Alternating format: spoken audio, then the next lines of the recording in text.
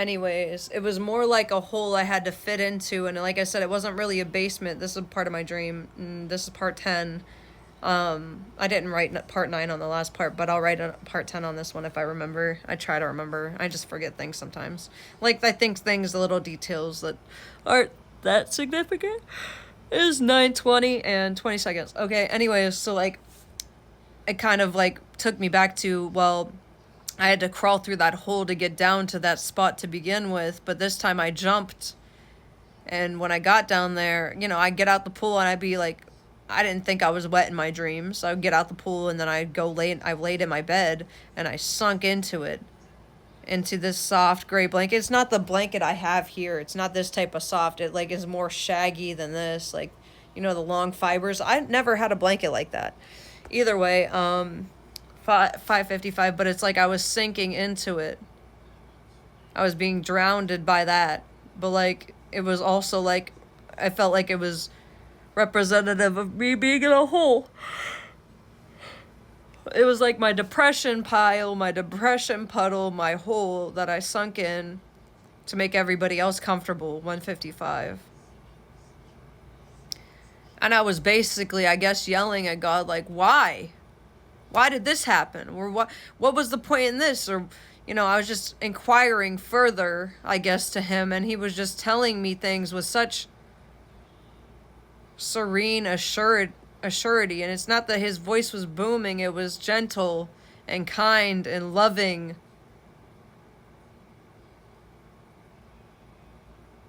And I just feel like it matters.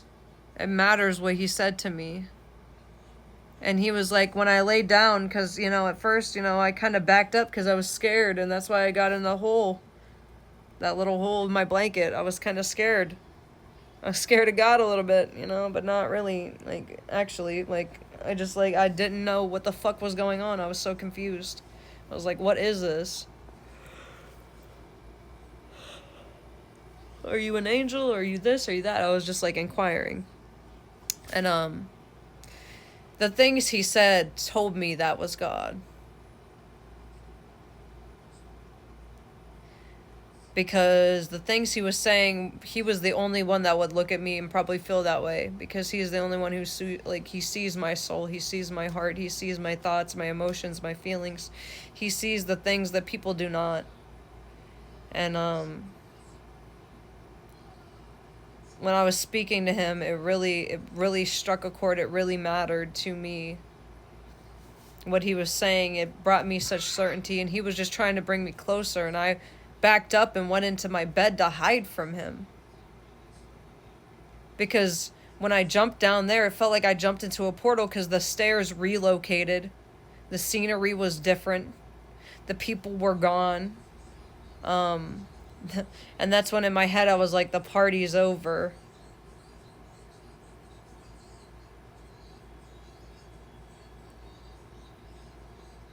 But you are still the life of the party. Does that make sense? It's not the same type of party anymore. You're not going for that shit. Don't get that shit confused. You're no longer going for what you went for before. And God was basically like, come to me. I was like, I'm trying to hear you better. And it felt more muffled the deeper I would sink into this hole. And he was like, come to me. But even when I was in the hole, I could still hear him. And I felt the need to get up. So I ran towards him scared. I ran up those stairs to him. And when I got there, he wasn't there, but he was still talking. I could still hear his voice very clearly.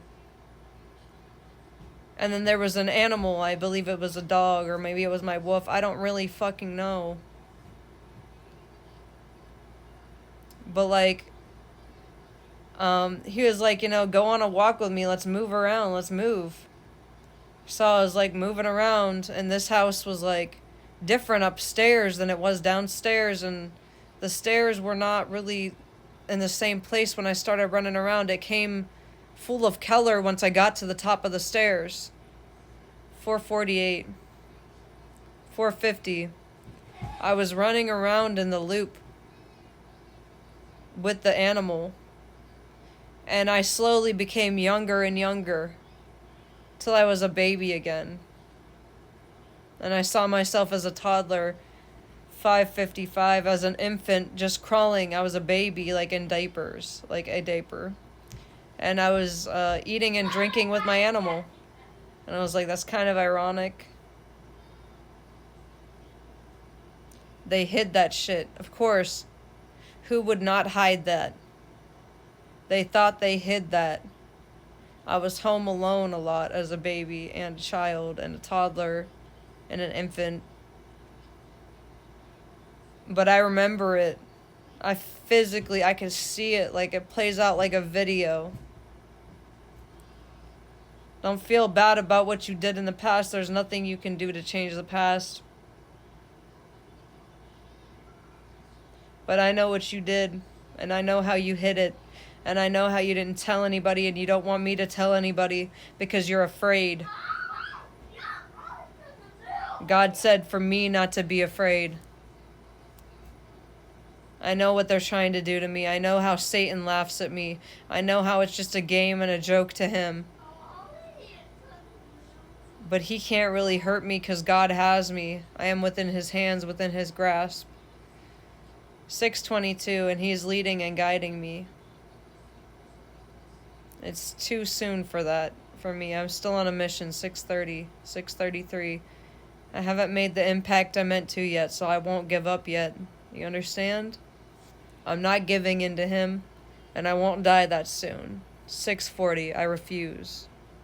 6:46.